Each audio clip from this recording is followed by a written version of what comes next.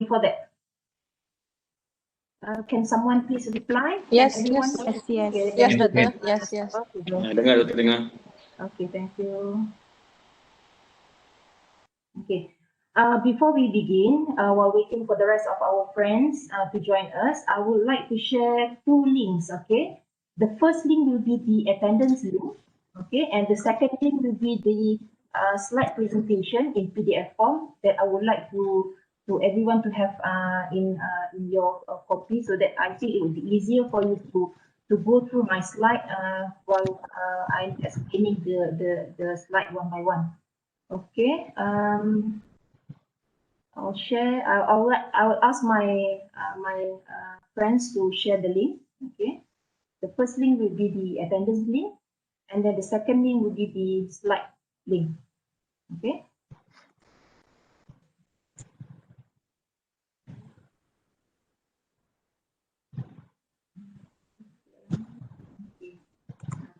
I think Doctor is having a problem right now. Okay, because the internet. I'll just share with you. The first link will be the attendance link. Okay. And the second one would be the slide link.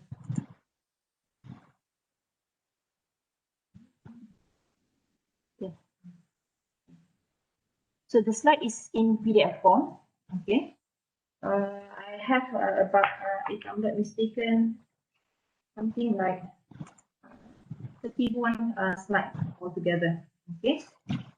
Okay, it's already 2:31. Okay. I think I'll just introduce myself.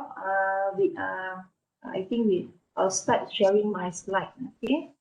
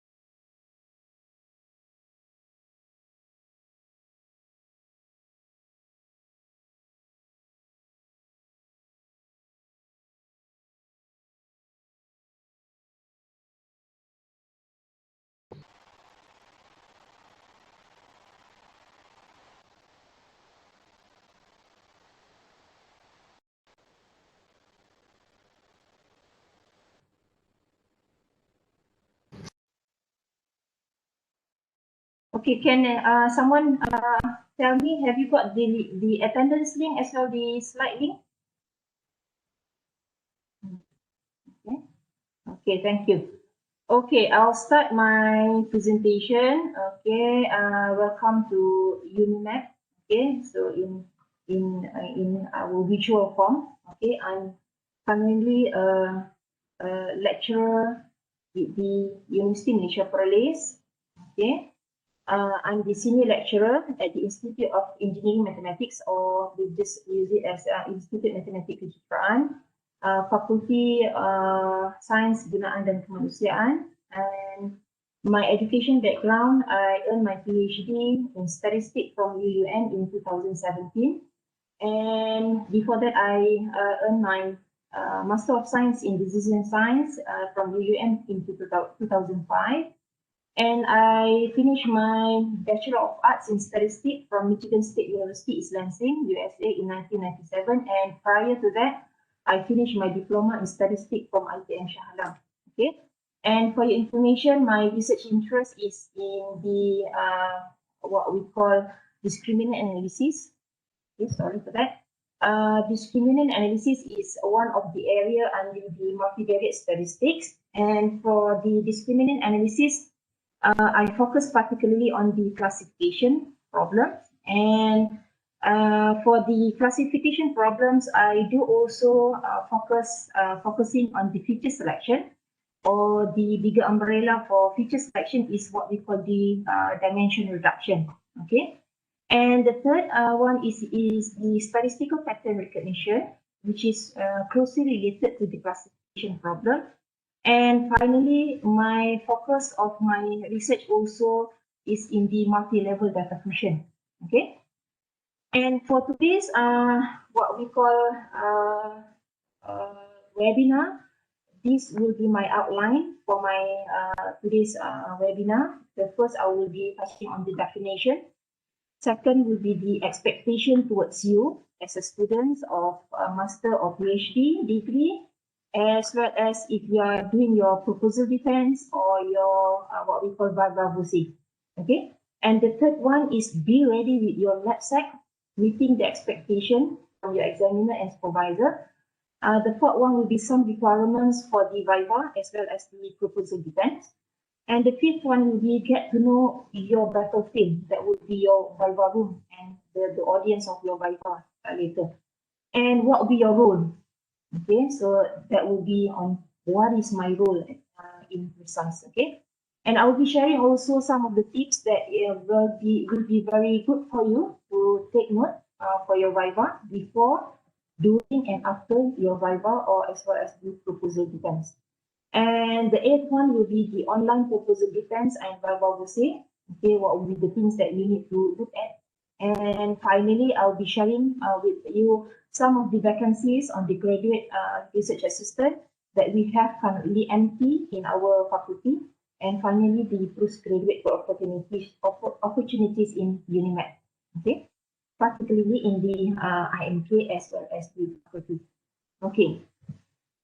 Now, if you can reflect back when you first register in your what we call your study, be it the master or PhD, okay,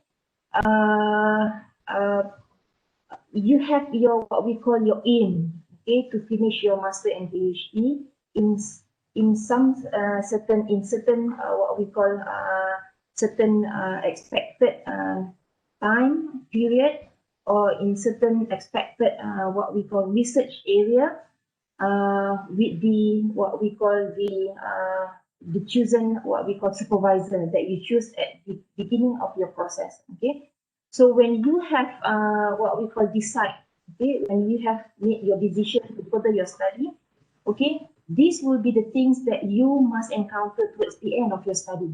That will be the proposal defense as well as the viva. Okay, so when we are talking about the proposal defense as well as the viva, and we know by what we call the proposal defense is the prerequisite before you can even have your viva. So I think more or less the definition of doing your viva or your proposal defense is more or less the same. Okay, so this definition from one hand is actually applied for your proposal defense as well. So what is actually when you say surviving in viva, okay, surviving the viva depends fundamentally on the preparation and students' ability to demystifying the examination procedure. So you can see the words fundamentally on preparation and students' ability. Okay, so it's you. Okay, nowhere in the sentence said about your supervisor. Okay, so along the way, the process you pursue your study, okay, it's you that have the responsibility to what we call fulfill this particular what we call the proposal defense and viva.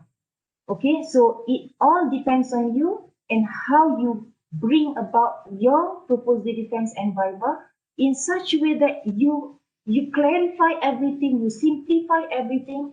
No matter how difficult your PhD or your master is, everything seems very simple when you present them to your examiner. Okay, so again, remember that this is your responsibility, and of course with the help of your supervisor.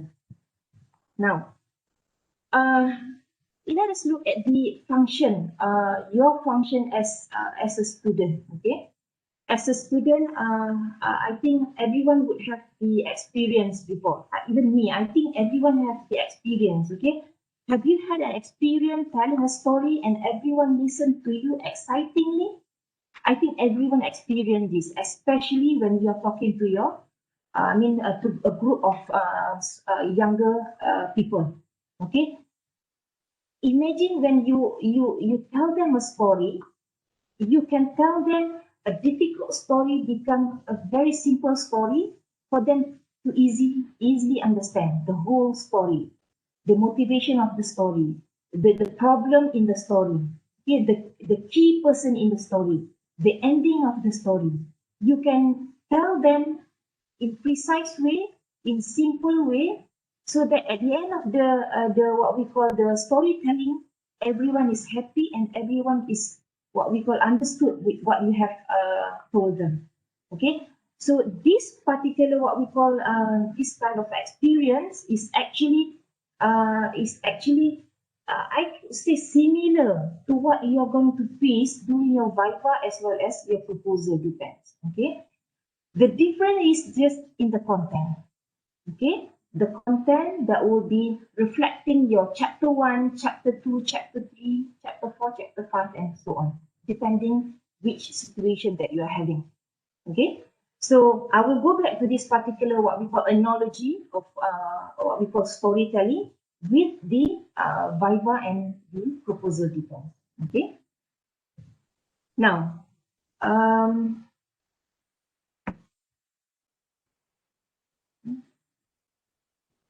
I don't know, something, I cannot proceed with my slide.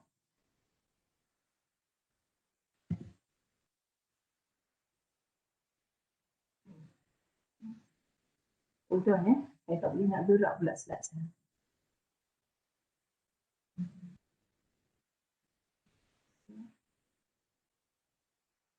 Okay, I'll just stop sharing for a while.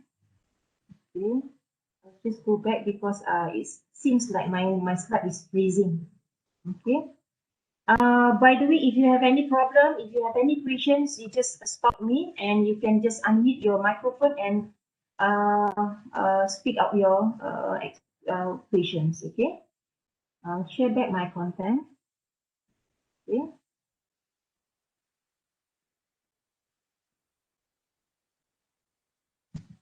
Okay.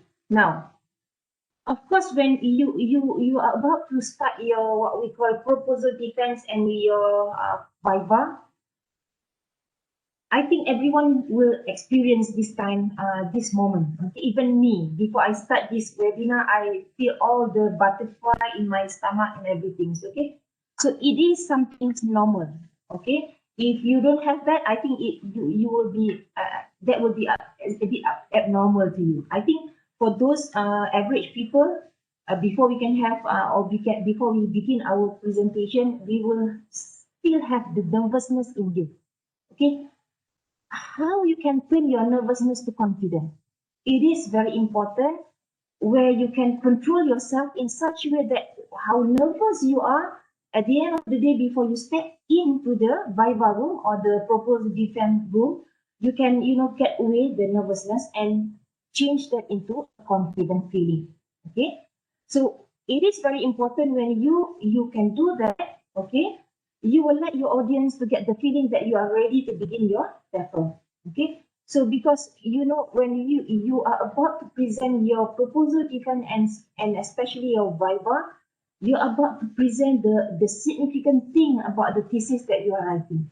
Okay, so this particular what we call feelings is something that everyone should try to control and try to change a little bit before we can even start our what we call presentation. Okay, and of course, in order for you to change from the nervousness to confidence, it requires your what we call preparation on the proposal as well as your thesis. Okay, so let us go to the definition of viva voce and proposal defense. Okay, so I'll just start with the proposal defense. What is proposal defense? The purpose of the proposal defense is to assure that your plan of researching your proposed research question is complete and whole academic merits. Okay, so this is the key point. Proposed research question is complete and it holds the academic merits. A student work closely with their supervisory committee in determining the composition of the dissertation proposal and in writing the proposal. So when you have to to defend your proposal defense, what do we expect from you is just the three main component of your proposal. That would be the chapter 1, chapter 2, and chapter 3. Chapter 1, basically, the focus point will be on your research gap. Okay, the moment you encounter or you what we call you get your research gap, okay, with the support of the previous literature review, okay, when from the research gap you will get your research objective. Okay, so this is where the transition whereby you require your literature review to find your research gap. Once you got your research gap, that is where you will what we call come up with your research objective. You can never have your research objective without getting to know what is your research gap. If you have that in you, I think it will be something what we call a research objective proposed to you by somebody else. Okay, what we call a true research is actually a research gap. What we call a research gap, finding the research gap on your own, and then from that particular research gap, you are going to what we call find the correct research objective that meet your research gap. And then from that particular research gap, for proposal defense, you are about to propose what would be the suitable, what we call research methodology that can answer your research objective. So that will be the basic idea for proposal defense. Okay, as in reverse viva voce, okay, viva voce means by or with the living voice, by word of mouth. It is an examination where you will give a verbal defense of your thesis. Okay, so in this case, you have your thesis with you, and your next function is to present your thesis in such a way you present them verbally. Okay, so verbally means that you begin with the first chapter, second chapter, research methodology, analysis and result, and then finally your conclusion. Okay, so that will be the content of your viva voce. It means that everything, the context of your thesis, the whole thesis will be presented verbally. Okay, simply, okay, you should think as it is as a verbal counterpart to your written thesis. Your thesis, okay, demonstrate your skill at presenting your research, okay, but your viva will demonstrate your ability to participate in academic discussion with your research colleague. So means that here your main what we call main audience will be your examiner. So that will be the difference between your viva voce and what we call proposal defense. Okay, there is one question. Okay, I'll just stop my what we call presentation. Okay.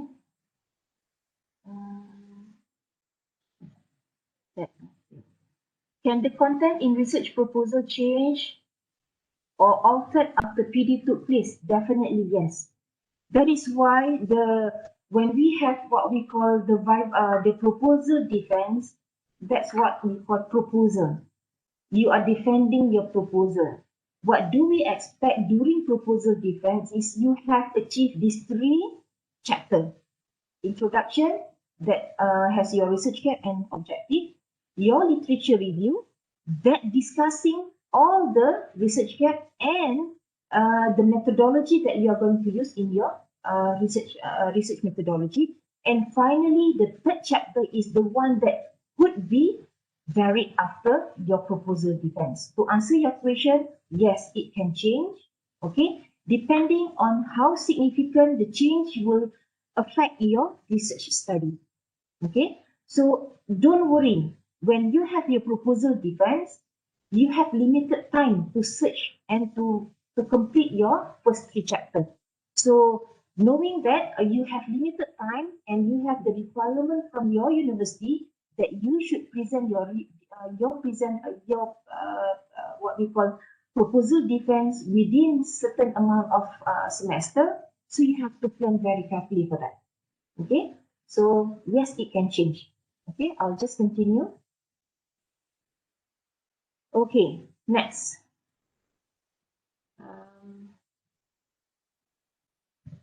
Okay, now, before I can continue with the things that you should focus during your Viva, I would like to reflect what are the things that will be expected from you when you have your thesis ready for, be it for proposal defense or your Viva voicing. Okay, so there will be some differences on the expectation if you are a PhD student, master by research, and master mixed work. For example, the first one, if you're talking about the nature of study in general, for PhD students, it should be a fundamental research. It should contribute to the new knowledge. It has very strong technical knowledge which focus on that specific niche area that you are researching. That will be the expectation for PhD. And for master by research, as compared to the PhD, the first one, it can also fundamental or it could be an applied research. And secondly, it should contribute to the new knowledge on new application. So I guess from the distinction between new knowledge and new application, I think new application is much easier. I think not easy in such way, it's easier for you to do that, but in terms of the difficulty for you to achieve that level. Okay, and definitely the third one, for master by research, it should have strong technical knowledge in the focus area. So the comparison between the PhD for the third one, okay, the PhD, it should specific on the niche area, but for master by research, only focus on the area, but not in depth to the specific area that you are researching. And as compared to the master by research, master mixed mode, okay, master mixed mode can only an applied research, okay, it can contribute to new application, and finally, medium or strong technical knowledge to niche area, okay. The expectation of literature review, okay. For your information, I get this what we call knowledge is from one professor from USM, Prof. Ashidi, and I'm sharing his slide actually. Okay, for the literature review, for the reporting other works, PhD must have. Okay, critically commenting other work must have. Able to highlight research gap must have at least 2 clear research gap. I think this one depend on the area or depend on the faculty that you are registering with. Okay, so sometimes some faculty, I think one research gap, if it is sufficient for PhD, I think it's enough. Okay, ideal number of references greater than 150. For master by research, reporting other work must have, critically commenting other works must have, able to highlight research gap must have at least 1 clear research gap. And for references is enough to have more than 100. If you have minimum 100, that will be sufficient. And for the master mixed mode, you should have the reporting other work. Okay, critically commenting other work, nice to have. Okay, for able to highlight research gap, must have at least 1 research gap. And I think this one is depending on the subject matter that you have for your research study. And for the references for master mixed work, it should be greater than 30. So minimum 30 would be sufficient. Okay, so these are the expectations. Okay, just for you to ponder, just for you to understand, this expectation should be included or you should have during your what we call proposal defense and viva-voce. In terms of research gap and objective, okay, design from real world issue for PhD must have. Okay, design from current state of the art methods must have. Number of research gap 2 to 3. Number of research objective 2 to 3. For master by research, design from the real world issue must have. Design from current state of the art methods must have. And for number of research gap and number of research objective is sufficient to have 1 to 2. only. And for the master mixed mode, design from real world must have, nice to have design from current state of the arts method, and at least one for each number of research care and number of research objective. Okay, and finally, and for the contribution of the research methodology, okay, I'm not going to go through one by one, but if you can look at the contribution for each of the expectation types of contribution, you can see for PhD and master by research, okay, very high for new techniques, okay, modified technique high, not very high for PhD, only high for PhD, but very high for master, because not suitable for PhD if you are modifying your techniques. But sometimes it is, I know, and we know that it is very difficult to come up with novelty in your PhD. So sometimes modified techniques or methods is sufficient. It's just the content or the depth of your research to what we call to support your modified techniques for your PhD. Okay. What about the new concept or pipeline? High for PhD, very high for master, very high for master mixed mode. Modified concept high for PhD, high for master. Okay. Hybrid methods, medium. So it is not suitable for PhD, but you can do what we call hybrid methods for your PhD. But high for master by research. So hybrid is okay for master by research. Integrated techniques or method, low. So it is not really suitable for PhD, but okay for your master by research. Okay, but high for master mixed mode. Same techniques or method with different application, very low. So it is not acceptable for PhD. Low for master by research, also not suitable for your master by research. And for master mixed mode, it is still acceptable. Okay. So last but not least, for the analysis. Okay, what do we expect, or what are the examiner panel expecting from you? The first one, comparison with current state of the art methods for PhD must have. You should have your what we call comparison with the current state of the art methods. Must have also for master by research, but nice to have for master mixed mode. For the comparison with the conventional method, must have for PhD, must have for master by research, but for master by mixed mode, it is nice to have. Okay, number of benchmark or standard data set must have for PhD, ideally at least 4 data set. Okay, for master by research, must have ideally at least 4. Okay, I think there is a typo here. I think this would be a typo. There would be a different distinction between the PhD and master by research and master mixed mode. Okay, I will just let you know the correct one later.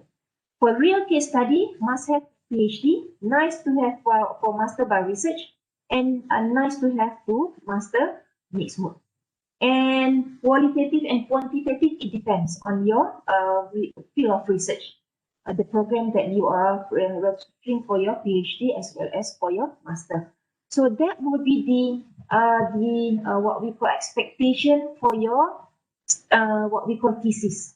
Okay, for your thesis, first from your nature or scope of study, from the literature review and research and objective, contribution and research methodology, analysis result. That will be the things that you should have what we call think carefully for your thesis writing and so on. Okay.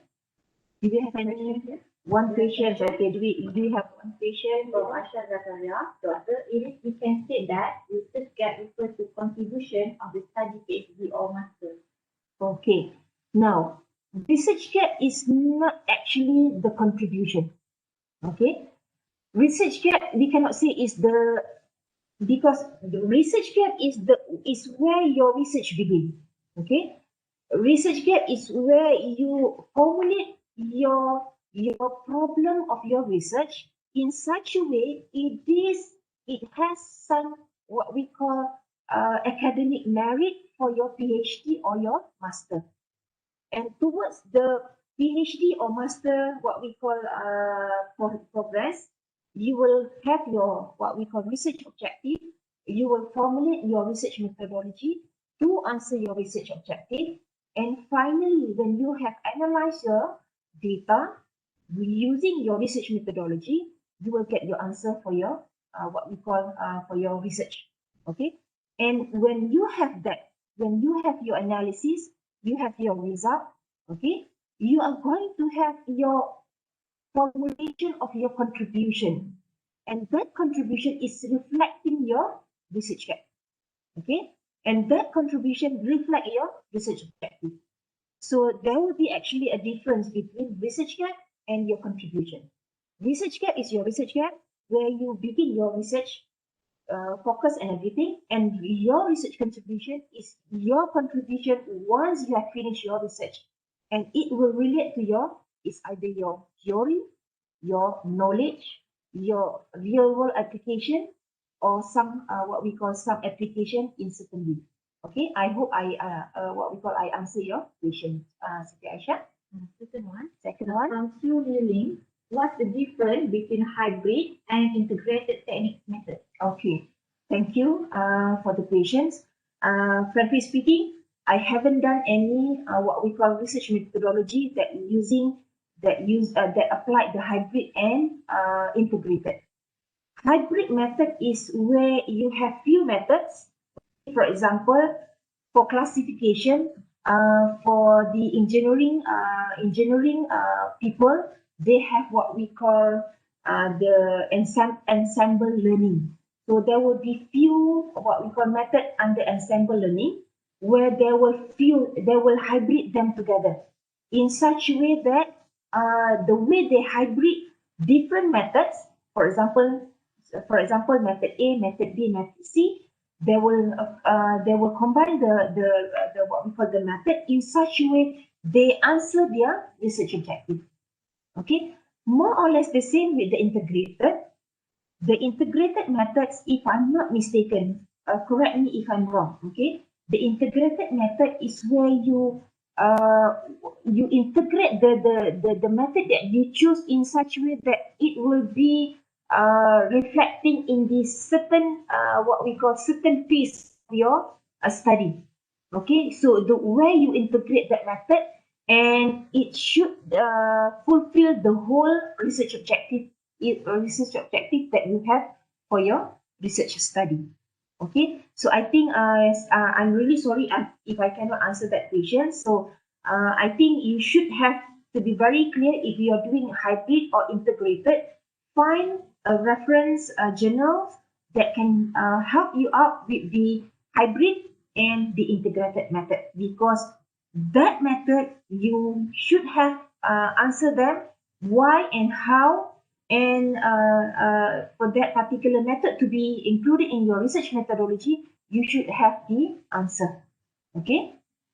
Definitely. The slide we have shared the link. Okay, someone asked me about the link for the slide. We have shared the slide earlier, so you can scroll down the chat. Okay. Now for your what we call be ready with your knapsack. Okay. What is your knapsack? Okay, if you can see, we have two different knapsacks for your proposal defense here and your viva here. And if you can see, your knapsack is quite different from each other. For your proposal defense, is everything raw. Okay, it's not done yet. It's just the beginning of your research study. But when you're talking about your knapsack for your viva, everything is ready. Everything is finished.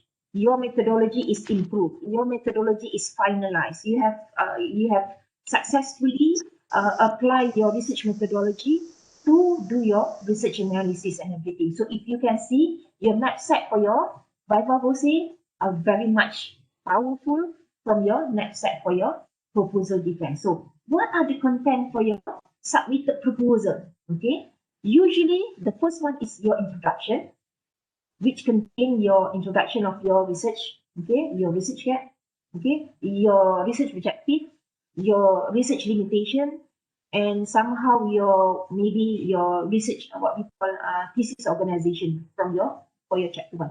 And you have your literature review, and your for proposal defense is kind of differ from your viva voce. Your literature review for your proposal defense only encounter until your methodology. What would be the simple methodology that is maybe successfully applied for your research? Okay, and what are the variables, if you have any variables included in your research, what are suggested variables from your literature that you should include in your what we call in your proposal defense, in your research. And then your third is your research methodology. That will be on your proposed research methodology, not the final one. And the fourth one is your expected result. It's not a subchapter where you have the analysis of your result. It's just the expected of what are the findings of if you apply your research methodology. And the fifth one is your Gantt chart for your what we call your research what we call progress, and finally your reference. As compared to your viva, you should have your thesis. And your submitted thesis should include, okay, more or less the same as what you have in proposal defense, chapter 1, chapter 2, chapter 3, but chapter 1, chapter 2, chapter 3 are very solid. Solid in such a way, everything are well organized, everything are well discussed, everything are critically being done based on the previous literature, and how you come about your research methodology. Okay, so that will be the difference between chapter 1 to 3 for PD and your viva voce. And Assalamualaikum. Hello, Doctor. Salam, yes. Hello, Doctor. I'm Shariza from USM. I just wonder, you said that for the proposal defense, we have to mention the expected result. So, can you show us the example of it? How that we are going to present the expected result? Is it in the table of value on our analysis or not? Okay, thank you very much for the question, Shahriza from USM. I'm happy our friend from USM joining us today. Okay, thank you. I'm really sorry I didn't prepare the slide for the example of the expected result. As far as I'm concerned, being the what we call the chairperson for postgraduate study for IMK, as far as I'm concerned, you should only outline your expected result in such a way that, okay, your result will what we call answer your research objective. What are the things that you are researching? What data that you have? I think that one is included in your chapter 1. So when you have your expected result, you should be able to show the way the result will be, and it could be in terms of table. It could be only in terms of a paragraph of sentences. Okay, it depends. If you have a preliminary what we call result, it can also be used to show these are your expected result. Okay, so pretty much on the expected result, because as far as I'm concerned, the USM and UNIMAP is a bit different on the way the what we call the progress is being done. Okay, as far as UNIMAP is concerned, as long as you can show us, convince us, or convince the examiner that these are the expected result that will be fulfilling the research what we call objective, I think that will be sufficient for proposal defense. Okay, I hope I answer that, Shahriza. Okay. Okay, thank you, Doctor. Thank you. Sorry, Doctor. Okay, Shahriza. Can you please explain more on the Gantt chart? Is it the time frame for completing tasks, or I need to know more on the Gantt chart. Thank you. Okay, thank you very much, Shahriza. Again, one more question from Shahriza. The Gantt chart is the whole what we call how do I say, the whole what we call milestone that you are expecting to fulfill until your the end of your research period of study. Let's say if, for example, if you are now in semester 3, okay, as a full-time student, you have maybe, for example, maybe 4 years to complete your study. Let's say we are talking about PhD. Okay, so for the time frame that you have from your proposal defense until your time period of your study, it should be outlined in your Gantt chart. So it is good for you if you can have your milestone in such a way you can do it by the university requirement. As you know, we may have the first one, you should begin with your proposal defense. Once you have finished your proposal defense, you work with your supervisor until some period of time, you are ready for your pre-viva, okay? And then you are ready for your viva. You can do that as your milestone. But you can have what we call more detailed milestone in such a way that, okay, fine. Once you have your proposal defense, you are going to have your development of your research methodology as one milestone, or you can have your what we call analysis as one milestone, or you can have different milestone. It depends on your research need, so it will be different from one student to another. As long as you can put everything inside your Gantt chart in such a way that your examiner are convinced that you can achieve your milestone, I think it will be okay for you. Okay, thank you, Shariza. I hope I answer your questions. What was the question just now? Factors that contribute to major correction and redefense. Okay, factor that contribute to major correction and redefense, I'll just share you towards the end of the webinar. Okay, that slide prepared for you. Okay, one more. Does we require to do pre-test or pilot study before defense? Okay, I think for pilot study and pre-test, I think I'm not sure for if, as far as I'm concerned, pilot study, pre-test, for those who are doing what we call social science research, because they have survey, they will have to do the pilot test, they have to test their the words. They have to test the survey item, whether the survey item is okay or not. So they have to test, so they have to do the pilot survey and everything. So as far as I'm concerned, for example, in our faculty, it depends on the need of your research. Okay, for social science, I believe it is required. But for other than social science, it depends on your research need. Okay. Next question. Can you explain the requirement for number of benchmark standard data set for qualitative research? Do you mean the number of case study or the amount of data which are required to triangulate the research funding? How much do we need for qualitative research? Thank you. Okay, if we look at the slide shared earlier, okay, for the data set, what I meant by data set, okay, what I meant by the data set is the number of data set that you have. Okay, if let's say, for example, the first data set, of course, we are talking about the research under the same what we call umbrella. We are talking about apple to apple, not apple to strawberry. So if you are talking about a data set, first data set, second data set, third data set, whatever the number of data set that you have, it should what we call similar to each other in such a way it is representable for your research analysis. So it is the number of data set. So the number of data set, okay, again, you will have to ask how many observations should you have inside.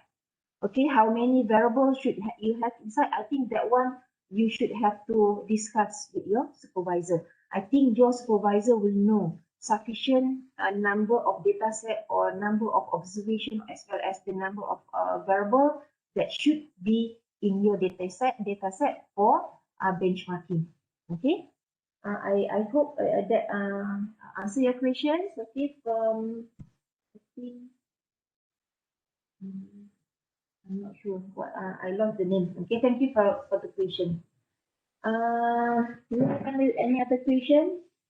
Okay, I'll just go through because I have 31 slides. I'm afraid I cannot finish the slide. Okay, so this will be the transition from your defense proposal to your viva. So along the way from your proposal defense to your viva, you should develop the most important thing: research gap, objective, methodology. Strengthen that three. Okay, so that will be important for you towards your viva voce.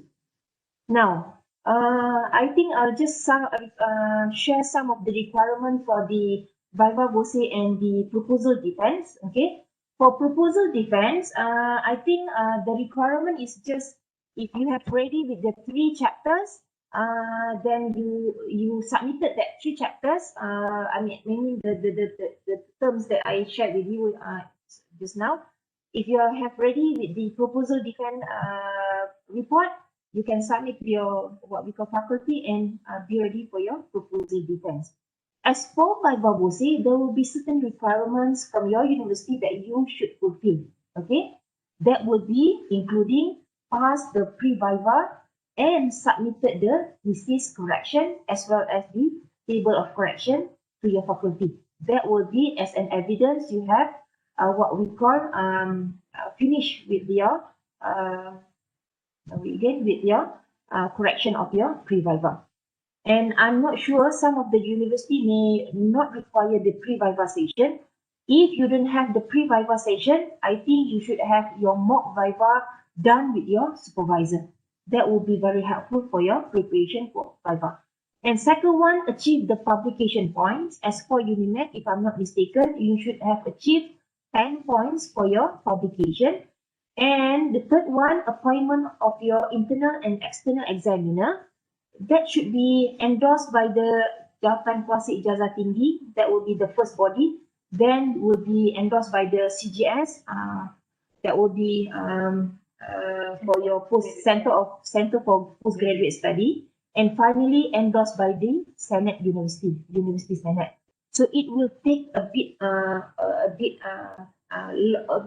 time for the endorsement of the external and internal examiner. So it is the what we call the role for the supervisor to make sure once the students is ready for pre-viva, they can start with the appointment of internal and external.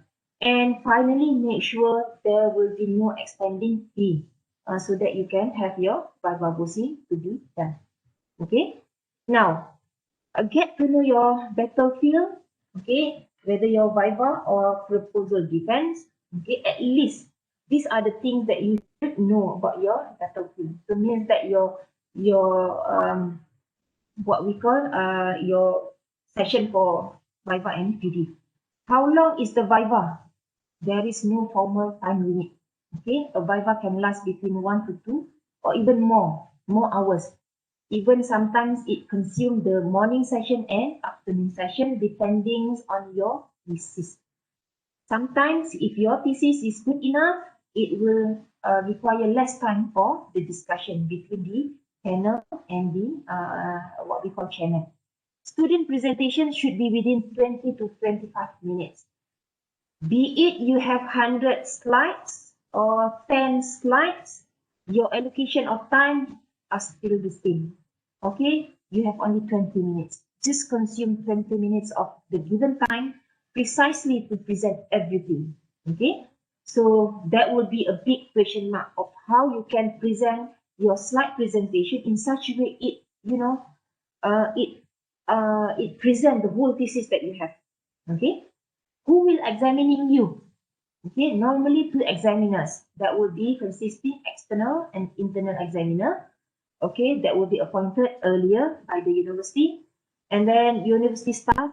Okay, that will be a university staff depending if you are a student, not a staff of that particular university, you may have both internal examiner. If you are a staff, you will have both external examiner depending who you are as a student. And of course, your supervisor will be present during examination, but is not allowed to ask any question or impact the outcome of the proposal defense or the viva voce. What is the purpose of a Viva? So you should have to understand why in the first place you have the proposal defense session and the Viva session. Okay, as what we have mentioned earlier. Okay, the reason why you have the Viva. Okay, the main reason why you have the Viva, okay, as well as applied to the proposal defense, we want to make sure that did you do the work yourself? That is the main question. Because we know when you present your work, we know whether you are the one that you doing your research or it could be somebody else doing it for you. Okay, second one, have you done the reading? Means that it reflecting your literature review. So if you haven't done your reading properly, means that somehow your research methodology is what we call, it has some what we call missing inside your research methodology, because you have missed some of the things that could be very important or could be very significant to your research methodology. So means that your literature review should be very intense. In such a way, you have covered all the reading materials that relate to your topic. Second, the third one, do you have a good knowledge of the field? Now, you are, for example, if you are doing a research on the classification, okay? So the examiner are going to see how good your knowledge towards the classification field that you are investigating, okay? And do you write the thesis yourself? This is another thing that you should have understood, okay? Normally, I think this one should be done by the student. And somehow we know there are those people who let somebody else do the writing for them. So it's okay lah. Okay, but as long as you do it yourself, I think that you should be okay. Okay, the fifth, can you do the research independently? Means that, okay, without your supervisor, can you do the research? That will be the first thing. Or without anybody else, can you do the research? That shows how you master the knowledge of that particular field that you are researching. Okay, so again, along the process of doing your PhD or master, try very hard to master every single thing of the process. Can you teach your subject? This is maybe an extra. If you have that, that would be good. So can you teach your subject? Somehow it reflects, have you presented somewhere else? Maybe in conference? Okay, if yes, I think that will be okay, sufficient for you.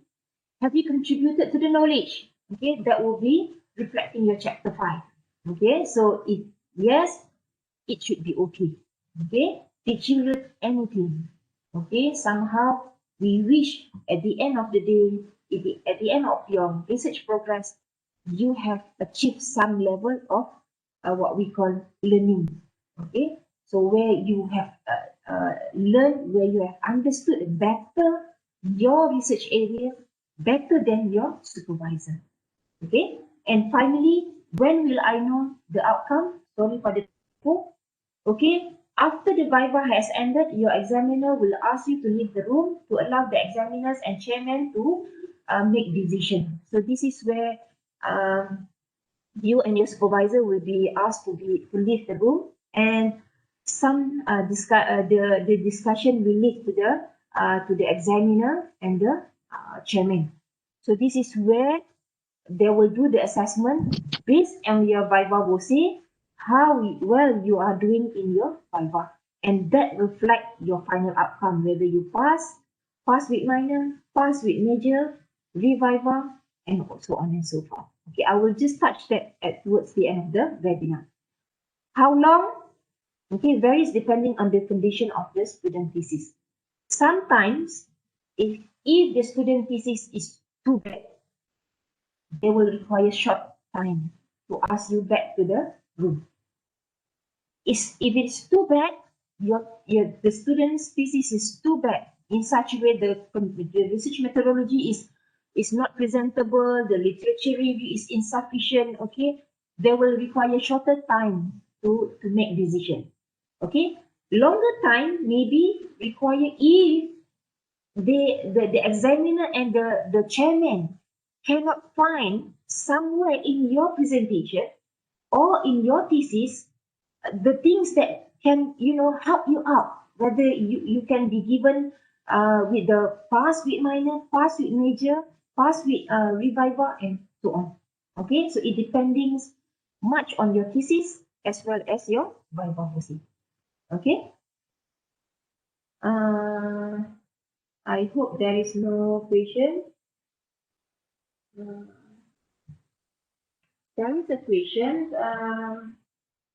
For the comparison with conventional method, it is necessary to do the comparison between conventional control group and experimental group, especially during this pandemic. For example, just do for the experimental design. Okay, I think there is a question from Siti Najiha Jamal. Thank you very much for the question, Siti Najiha. I think if you have the control group, okay, if you have to compare with the conventional method, like Siti Nadia is talking about COVID-19 pandemic. If let's say you are talking about COVID-19 pandemic, if it is more related to the what we call medical setting, I think it require detailed discussion with your supervisor how it should be done. Okay. As far as the requirement for the data, okay, the comparison between your data with the conventional method, okay, I think it will depend. It goes back to the requirement of your research objective. Okay. Somehow, I'm really sorry I cannot what we call truly answer this question because I haven't done any what we call this particular setting, research setting. Okay, as far as I'm concerned, whatever setting for the research analysis, it should support your research objective in such way using your research methodology, you can prove that your research methodology is applicable. Okay, so for that particular research methodology is to be applicable, you have to compare your research analysis with your method, with the conventional method, if any, okay, and prove that you have the evidence of what we call you have improved somehow in the analysis. If you have improved in what way, how it improved your what we call research analysis as compared to your conventional setting. Okay, so I hope I do what we call answer your question, Siti Najiha. Okay. The next thing about get to know your battlefield is to know who are your audiences. Okay. In your viva room or in your proposal defense rooms, there will be your supervisor, there will be your external examiner and internal examiner, as well as your independent chair, that will be your chairman, and more or less maybe the committee. Okay. For the proposal defense setting, of course, there will be no internal external examiner, but the number of examiner, usually they will set odd number of examiner. Usually there will be 3 examiners in the room. Why? Because if we wish to have the majority vote, okay, if the majority vote is to pass the student for proposal defense, there will be no problem to what we call to have the majority vote. If let's say one examiner award you to do the re-defend proposal, so if 1/2, so we will go for 2 what we call voting. So that's why for proposal defense, the number of examiner will be odd number. Okay, but for your viva, which is more critical, your supervisor is the one that supervise you. Okay, and usually she or he has no speaking role in the oral examination. So most of the time, they will just keep quiet. Unless the chairman asks the supervisor to help the student, then only the supervisor can start speaking. For the external examiner, Okay, usually it refers to a member of academic staff from another university or institution whom are the expert in the student research area and methodology. So your external examiner is the one chosen endorsed by the university senate, and we acknowledge their expertise in the research area. So most of the time we do have respect to this particular external examiner in such a way, whatever she or he propose, we will take note of that. Okay. Internal examiner refers to a member of academic staff in the candidate department or faculty, often but not always knowledgeable or with some expertise in the area of the student research or in a related area. May also conduct progress review during the doctorate or master. So internal examiner are the one who have what we call examine you before, okay, but not necessarily, okay. Is there anything? Okay. The independent chair, okay, refers to a neutral academic who was not involved in the study. Okay, the neutral academic should have had no previous contact with the research and thesis being examined, responsible for ensuring that the regulation and procedures are followed. So these are the role of the independent chair or chairman. And the rest of the committee depends on the university setting. Okay, now when you enter your what we call a room of your proposal defense and your viva voce, you should have known their role in such a way that whenever they voice out something, remember that their role is to remind you of what. Okay, so that it would be good for you to take note whatever what we call comment or recommendation given to you while you have your during your viva voce, or maybe towards the end of your viva voce or your proposal defense. Okay. As I mentioned earlier, more or less as what I have what we call shared just now, the role of your supervisor. Okay, you can read on your own. Now, I would like to highlight the external examiner and the internal examiner. The thesis is assessed by standard appropriate for the research degree. So if you are a PhD or a master degree, so the external examiner and the internal examiner will look through according to the awarded degree. Okay. The student in his or her viva voce is assessed by standard appropriate for their PhD degree. So again, more or less the same as the first one. Judge whether the work is of an appropriate amount of standard. Check that it is presented and discussed appropriately in the thesis. Reassure themselves that the thesis is the student's own work and the student can defend it appropriately.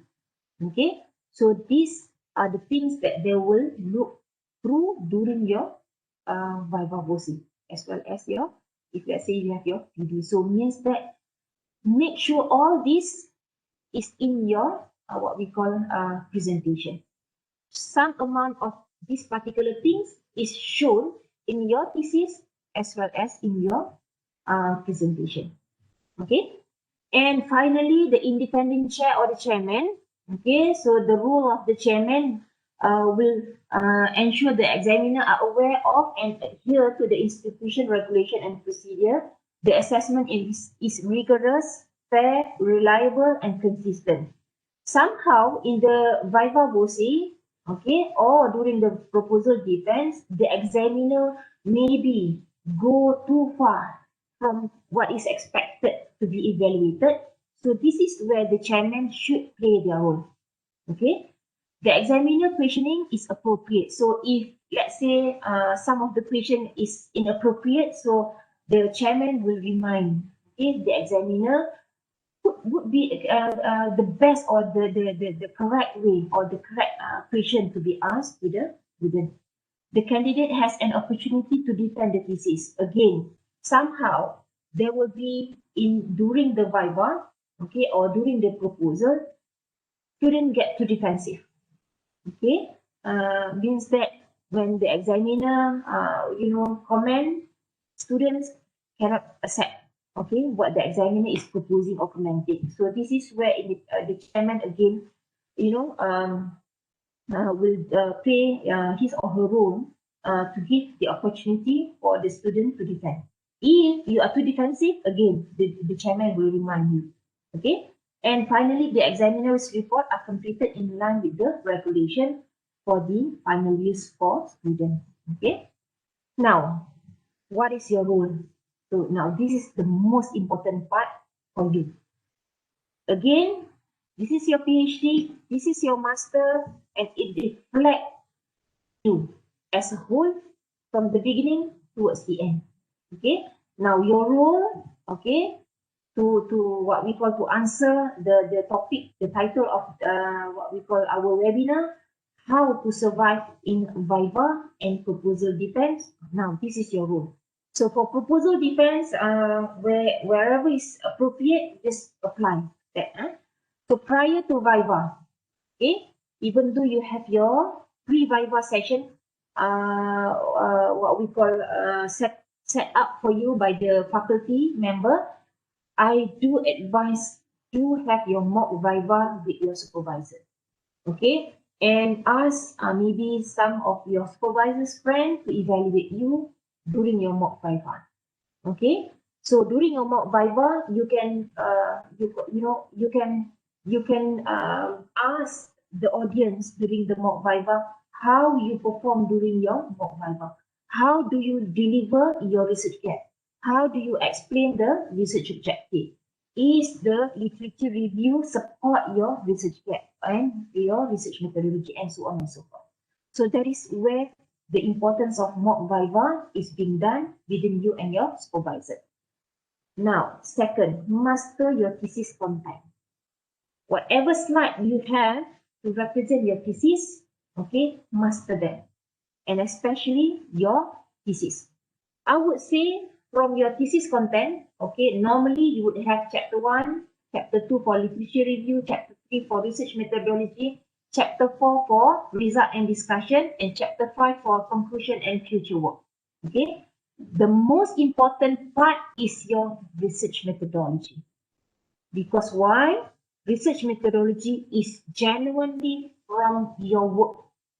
Okay, it is proposed from you. It is not available anywhere else except in your thesis. Okay, that's why research methodology is something that most examiner will look first. How good is your research methodology? How complete is your research methodology?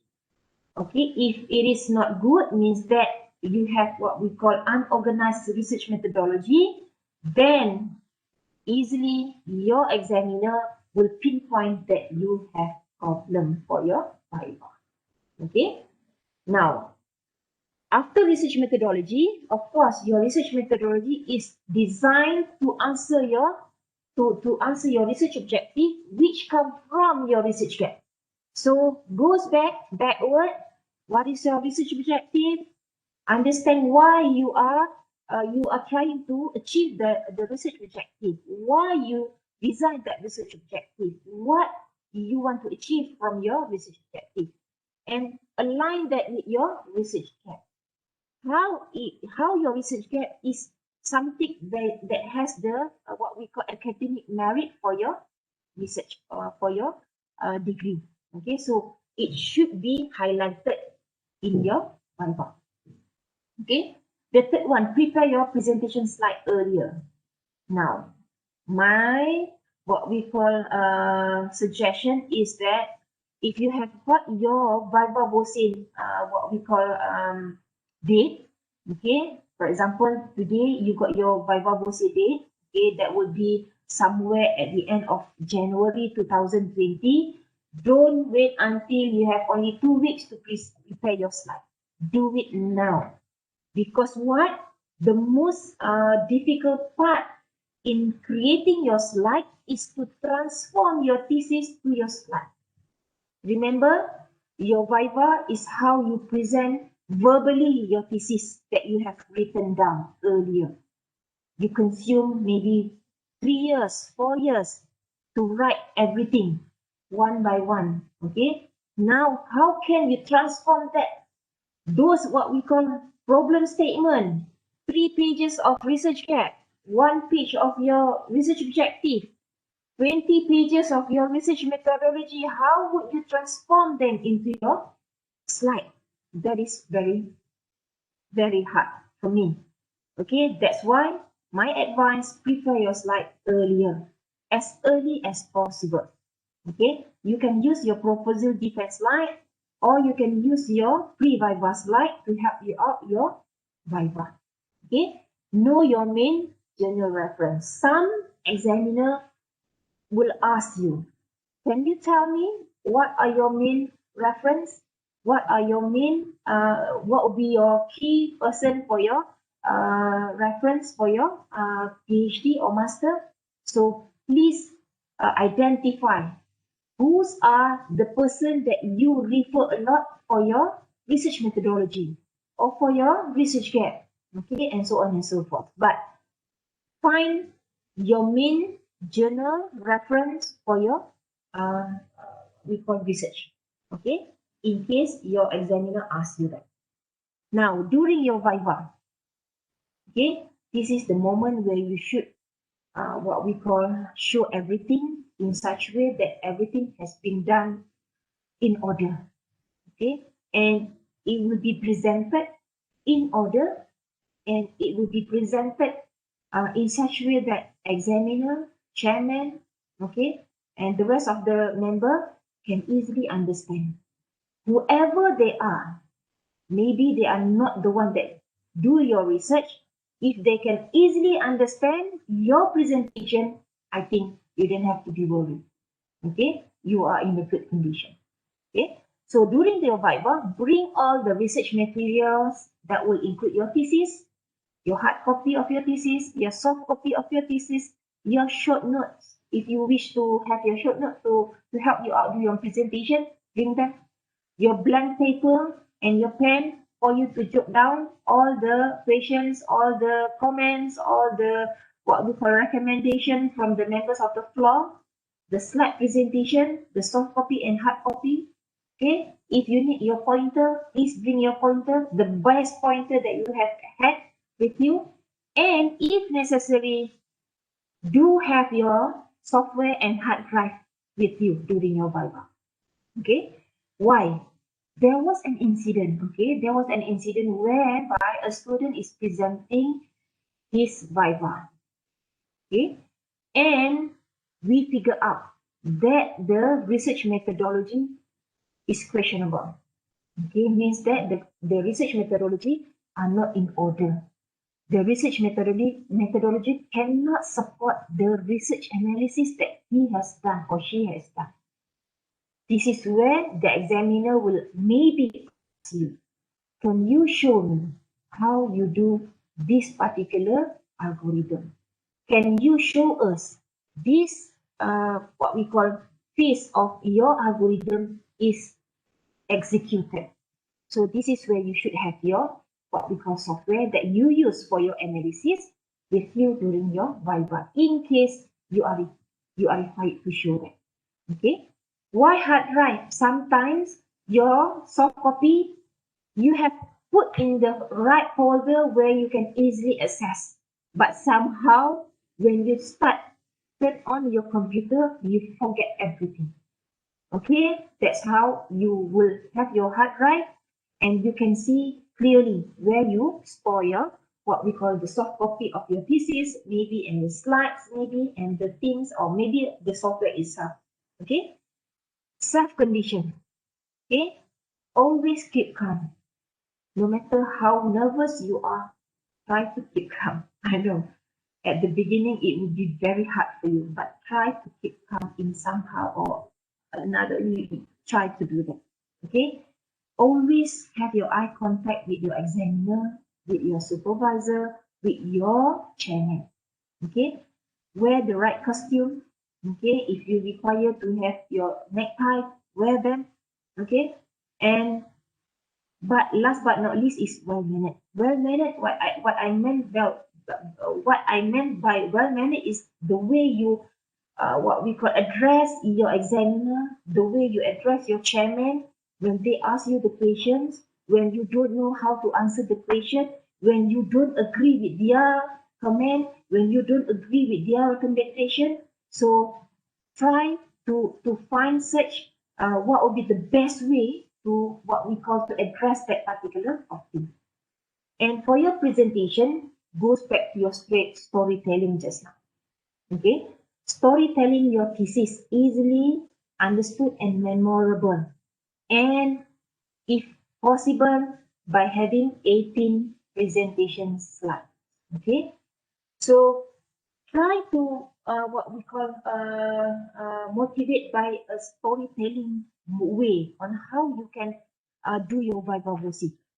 I know you have a lot to present. Okay, for your literature review, I don't think you can have one slide to present that. Okay, okay. Is there any question? Okay, no question. Okay, so imagine, okay, imagine that you are the one that need to storytelling your thesis.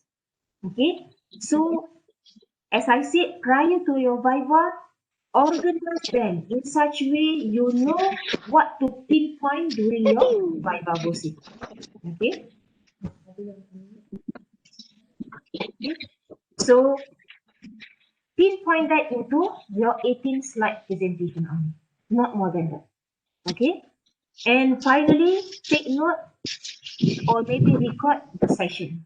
Okay. If possible, ask the chairman what we call permission to record the what we call the viva using your handphone so that you won't lose any comment or recommendation during your viva voce. Okay, so that would be during your viva. So for your post viva, that would be after your viva. It is more or less equally important during the viva. Okay, when you leave your viva room, okay, leave your viva room with knowing exactly what corrections are needed. Okay, you know that the chairman will note down whatever the comment. Okay, note down. Chairman will note down. We know that examiner will also write down their comments in the form provided by the university earlier. When they receive the thesis to evaluate, they will receive the form. They will fill in the form all the comments, all the what we call the corrections that they will have towards your thesis recorded during your viva. Your examiner might say something else, something what we call something that he or she may not jot down in the what we call form. This is where your recording is very important, and this is where hopefully your supervisor will help you out, note down all the things that required for you. So leave the viva room with knowing exactly what corrections are needed. Okay. Okay. There are some questions. I think I'll just address the question towards the end because I think I would finish all the slide because it's already more than 2 hours. More than 1 hour, almost 2 hours. It's okay. Okay.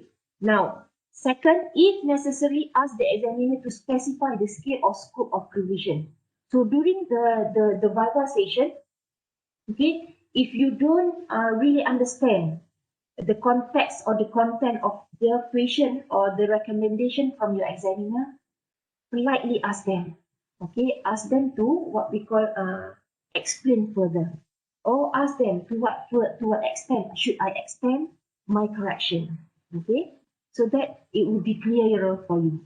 Okay, third one, the more you define revision tasks before the examination end, the less you will have to think about them and easier it will be to do them later.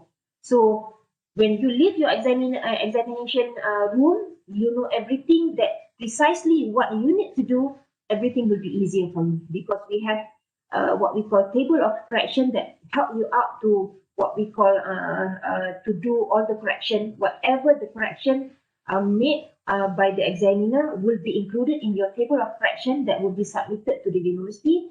It will be easier for you to do that. if you have finalized them before you enter, you go out from the examination room. Okay.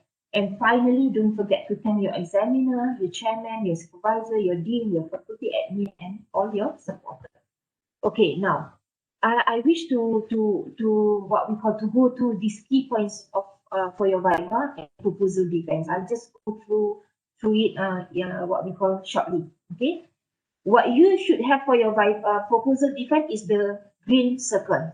Okay, you should have your research gap where you have your research objective formulated from your research gap.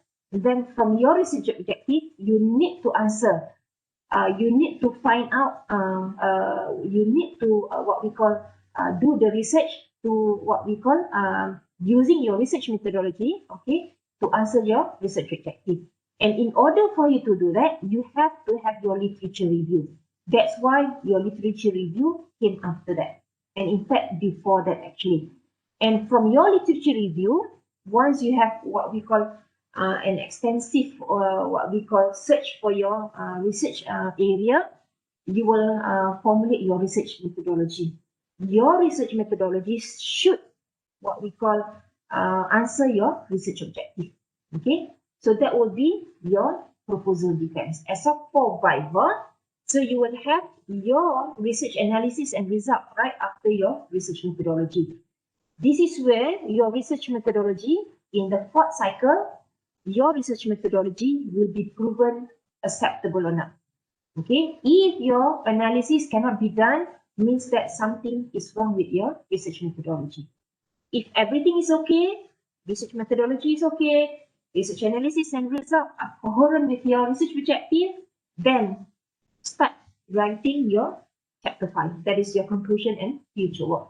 Your conclusion should reflect your research objective. I think the easiest one is by answering your writing your conclusion by addressing the research objective. I think that would be easier for you to what we call write your thesis.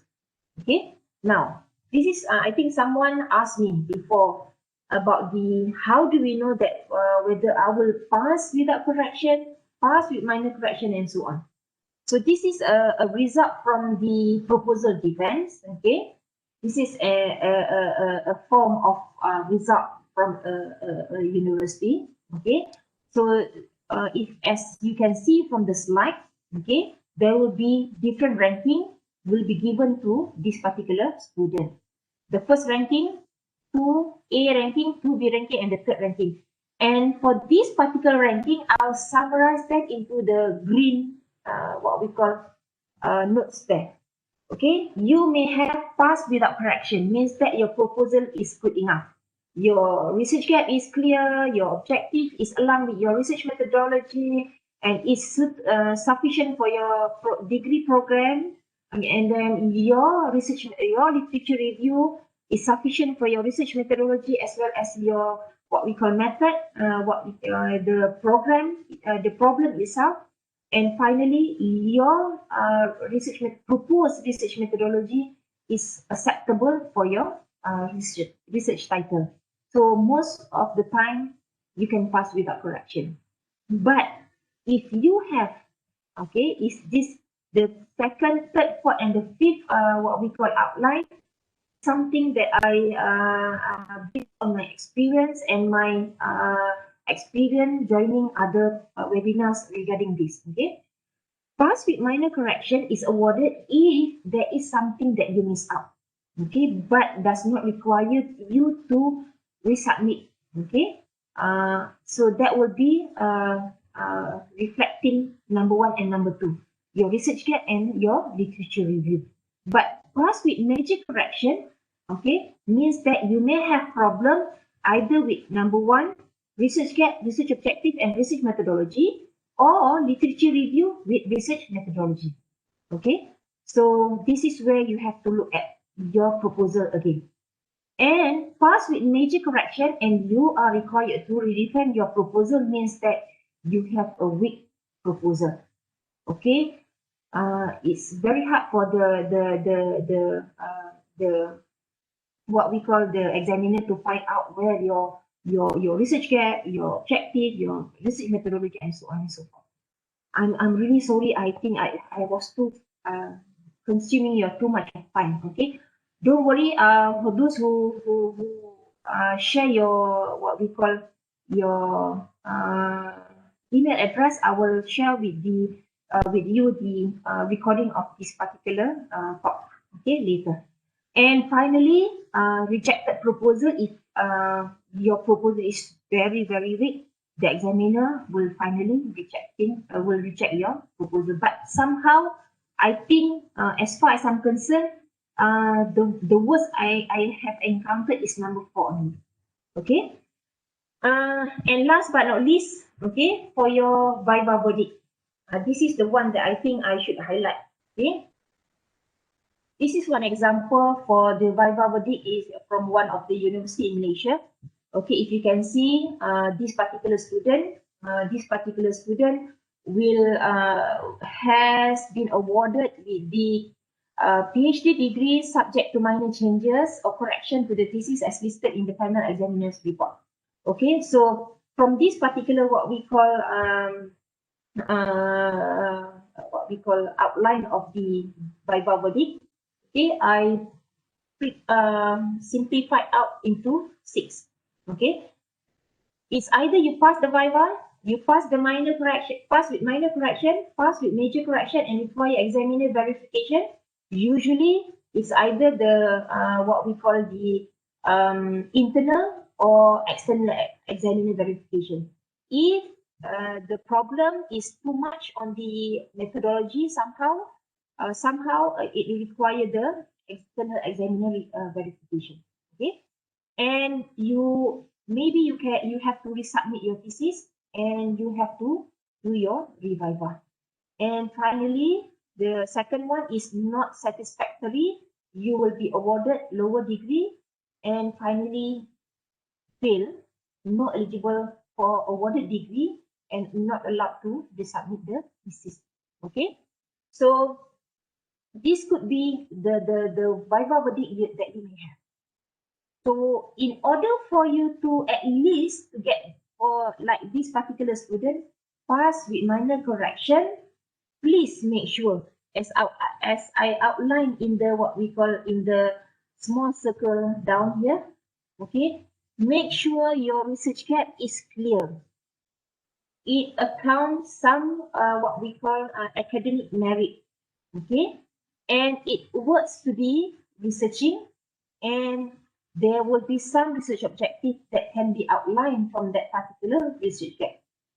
And then using your literature review, you finalize everything out in such a way that you need to come up with your research methodology that would be your own what we call formulated research methodology based on the research gap that you have defined earlier.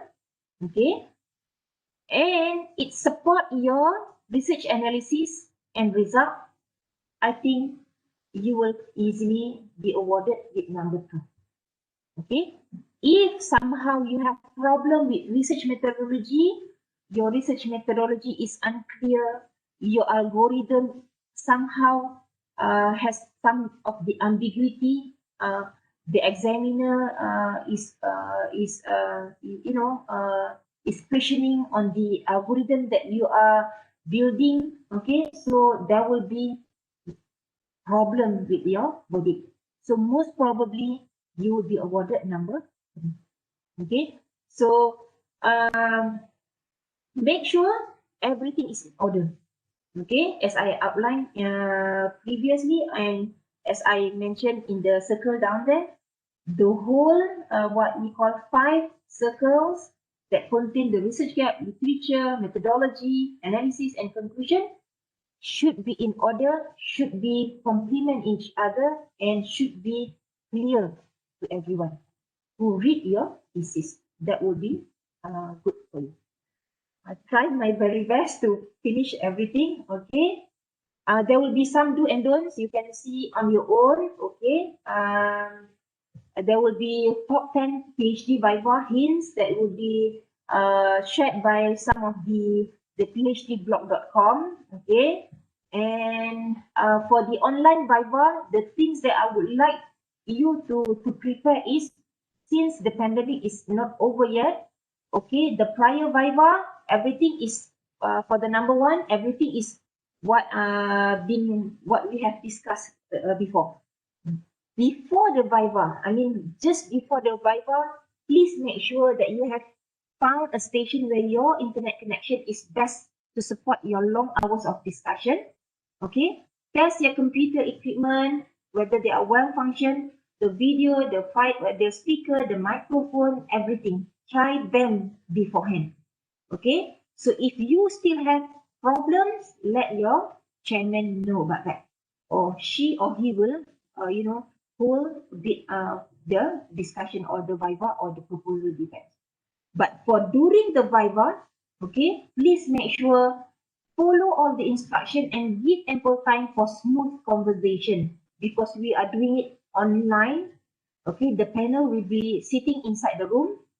You are somewhere else, okay, maybe in a remote area.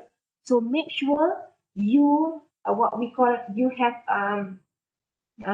call ready for that particular assessment. Usually, your university will have some guidelines for the instruction for the online Viva. So please follow them. And finally, make sure all the required forms are available for you to access, because you are doing it online, so everything will be online as well as the form. So make sure you can access the form. Okay. And last but not least, something I think I need to stop sharing, because someone instructed me just now. Okay, I just share again the last few slides that I have. I'm really sorry for taking much of your time. Okay. Now, I just wanted to share some of my experience. Okay. If you have your hard time, okay, if you are now crying, I feel like I'm crying, because I have gone through the what we call the hardest obstacle in pursuing my PhD. Okay. If you are having a hard time, don't worry. Just keep working with your thesis. Don't worry. You have your supervisor. You have your friend. Go to your supervisor. Go to your friends. Share your problem. You know what? When you share your problem, your solution is not given by your friend. Your solution is not given by your supervisor. Believe me, my husband is a lecturer. I am a lecturer. I spent my 7 years doing my PhD. My third year is where my proposal defense is being held. Imagine I defended my proposal in my third year. I was frustrating actually, but it's okay. It's my trail. My trail could be different from my friends. It's okay. Just work out. Okay. So if you have time, if you have problems, go to someone that can listen to you. That's the only thing that you can do. Okay. Then your answer that you are looking for will reveal afterwards. Okay. Your answer is maybe you yourself will find it on your own. Okay. So if you have any problem, it's okay. Just go ahead. Find someone that can help you. Okay. And if that someone require you to go to someone else, then do it. Okay. Go someone else that can help you out with the problem. And I believe somehow or other you will come to your end. Okay, you will come to your what we call point where you understand. When I have my 5th year of my PhD progress, I don't even understand the whole of my thesis, but I'm still writing them. But when I do my analysis, my research analysis, my understanding begin, come to me. Okay, come to me one by one. Oh, it's actually this. Oh, the one that I wonder so long is this. oh, this is the answer for the things that I was worried about. Oh, this is the things that I'm looking for. One by one will be coming to you. And it is important for you to put them in order so that it will help you in your Viva later on. Okay, so thank you very much for your time. I'm just sharing this so that everyone will have your experience. For me, last time I don't have this particular sharing. Okay, so if you have this particular kind of sharing, I hope you can gain something. You can use that for your PhD or for your master, and I hope everything will be easy for you. Okay. And last but not least, I would like to share some of the opportunity vacancies for the research graduate assistant available in our department. I have to stop sharing again. Okay, if you have any friends who still looking for what we call an opportunity to further their study, to what we call to have your PhD, okay, you can go to this line. So these are my member of faculties. They are looking for postgraduate research assistant. So if you have any friends who are looking for vacancies, you can ask them. So you can see the topic is included inside the slide. So you can go one by one. And if you have further questions, okay, you can go to this particular person because she is in charge of the postgraduate under the Faculty of Applied and Human Sciences and IMK. And for your information, we are offering few what we call research field for master and PhD. Okay, and these are for the master by research, and these are for the master next month. Okay, so with that, I think I will end my presentation. But before that, my next sharing will be how to turn your more than 200 page thesis to 18 page slide presentation. Okay, if you are interested, okay, email me. I will share with you the link and I will just let you know when and where the webinar will be held. Thank you very much for your time. I wish you all the best and wish you the best PhD and master what we call experience. And I will just go to the what we call question that are being shared by your friend. Okay, so I'll just stop sharing. I'll just go to the what we call. I think my friend told me there is no question. Okay, I'm very relieved. Okay, just one question. What's the question? Okay. Doctor, Okay. Yes. I'm sorry, Doctor, for interrupt you at the last session. Okay. It's okay. I'm Nurul from UAM, Doctor. Okay. So actually, we as a students right now we knew about the expected question during Viva or ED session. Okay. So how about the unexpected session? Maybe Doctor can share with us because before this, Doctor have the experience in this. Thank you, Doctor. Okay. Okay. Thank you very much. Okay. Thank you very much, Nurul Shahida. I would like to share with you one of my reference for this particular webinar. I'm going to share with you the if you can find the link, it would be okay. My reference is How to Survive Your Viva.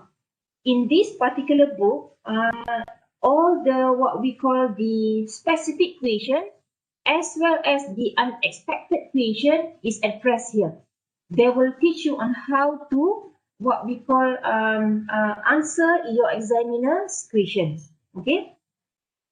But to verbally answer your question, Nurul Shahida, I think there would be no unexpected questions. As far as I'm concerned, okay, examiner are not going to examine something that is beyond your research area.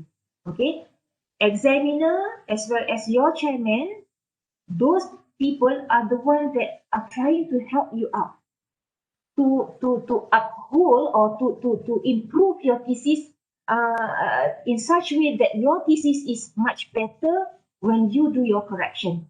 Okay, So I think for the unexpected question is something maybe that you may be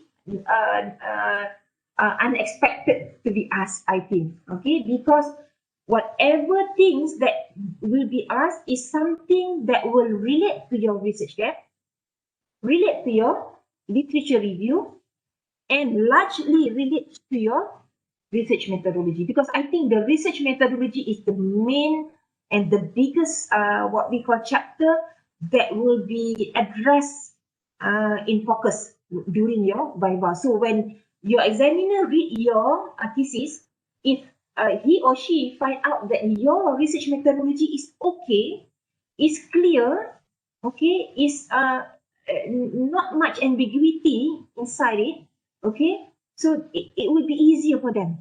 And in fact, the question that will be asked during your viva is the question that they need your clarification only. Okay, if you do your research on your own, you do the literature review on your own, you develop your research methodology with the help of your supervisor, I think somehow you can you can answer, or you can answer your examiner's question, those what you so call the unexpected question. As long as you do it on your own, that will be okay. In fact, when you answer and you cannot deliver in such a way that the examiner expected you to deliver that way, they will try to help you out. They will try to simplify it for you, and they will try to make it clearer so that you are clearer. You are clear, and they are clear with your explanation. Okay. All right, Doctor. Thank you so much, Doctor, for the Okay. answer. Thank you. Anything else? Okay, there will be one more question.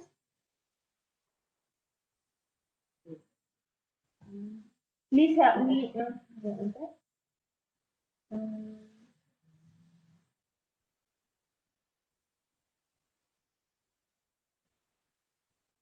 Do we need to ask permission prior to recording? Yes. Yes. If your examiners, your chairman, or if your examiner says no, it's okay. Follow whatever examiners instructed you.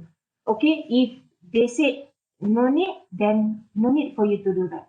If okay, first you may what we call approach the chairman. Ask the chairman.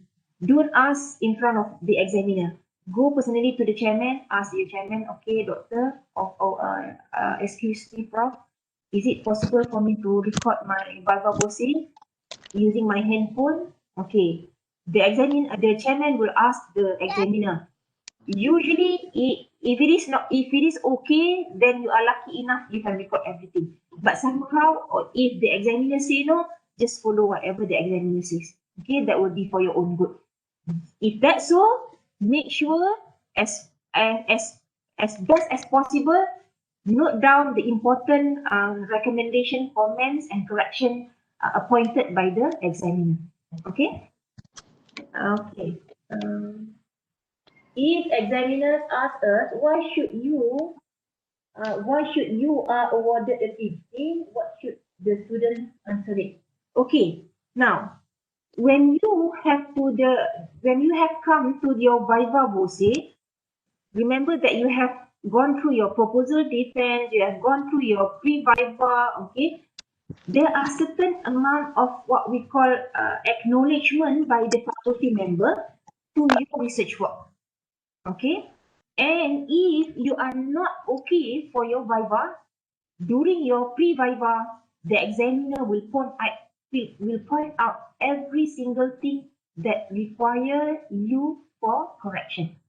Okay, I know there are some of the in some condition whereby the student is trying to chasing the time. They have more time, no time more to stay at the university. So he or she, the student, require the viva earlier. Okay, and the supervisor, okay, help the student to do that. If, let's say, you have been approved during your pre-viva, that would be okay. If your pre-viva require you to correct your thesis as what we call expected by the examiner, please do so. Because any comments, any correction is important for your viva voce. If you don't address that comment or correction, I'm afraid you will have problem for your viva voce. There was a situation where this particular, what I have mentioned just now, you proceed to the viva. What happened is that the student was awarded with the pass with major and need to resubmit and need to reviva the thesis. So this is what happened. Okay, so make sure everything is in order, so it will be okay for you. Okay. I hope I what we call answer your question. Okay, that's the end of our webinar. Thank you very much, everyone. I'm really happy because the attendance just now reached, I think, more than 220. I hope I have what we call shared the most valuable points that beneficial for your PhD and master. All the best, and for those who are going to have your viva soon, I wish you all the best, and may you have your viva pass. Okay, if possible without correction. Okay, thank you very much. Okay, don't forget your attendance list, and your attendance will have your for you to share your what we call email address. I will share all the slides and the what we call webinar records with you in your email. Okay, thank you very much. Okay. Thank you, Dr. Ala ke Okay. ilmu. Assalamualaikum. Bye. Bye. Thank you, Doctor. Thank you so much. Thank you so much. Thank you, Doctor. Thank you so much, Doctor. Assalamualaikum. Thank you, Doctor. Thank you, Doctor. Assalamualaikum. Thank you, Doctor. Assalamualaikum. Thank you, Doctor. Assalamualaikum.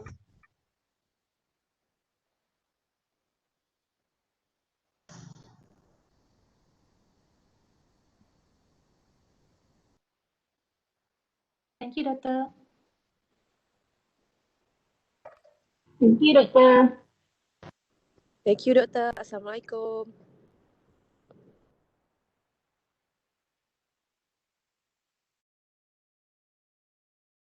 Thank you, Doctor. Assalamualaikum.